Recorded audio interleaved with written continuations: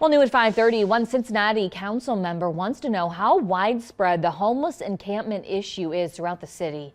This as the president of the Cincinnati Police Union is saying that officers cannot do their jobs to dismantle those camps. Our Mike Schell spoke with both Jeff Cramerding and Cincinnati Police Union President Ken Kober. City Councilman Jeff Cramerding says he will introduce a resolution calling on the city to do a study and report on homeless encampments in the city parks and under bridges. If somebody's sleeping along I-75, for example, that's one thing. But if somebody's sleeping in our park where people bring their children to play, that's another thing, and we need to reduce that.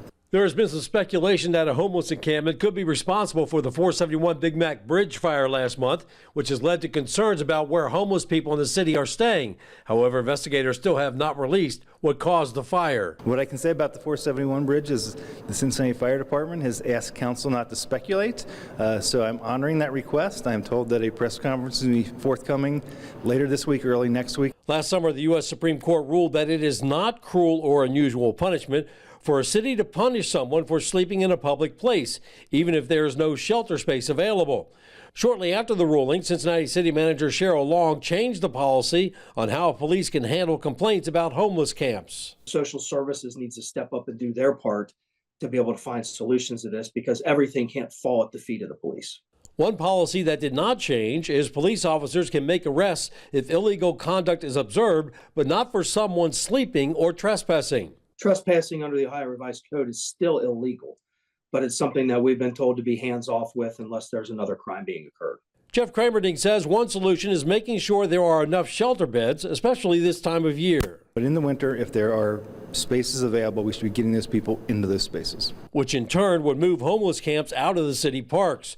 Ken Kober says it's a quality of life issue for residents. Look at Stanberry Park was a perfect example. You have a park up in Mount Washington where you have a bunch of homeless people that are living there. And while it may just be trespassing, it might be in the park after hours. These are still crimes, and it's deterred people from wanting to go and visit these parks because they're just seeing homeless people in droves that are sitting around.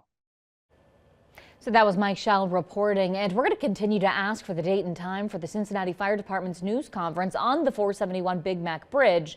Now, Councilmember Cramerding says that he's going to introduce his resolution next week. If it passes, he says it will go into effect in the city budget, and council will then have 60 days to produce a report on the homeless encampment.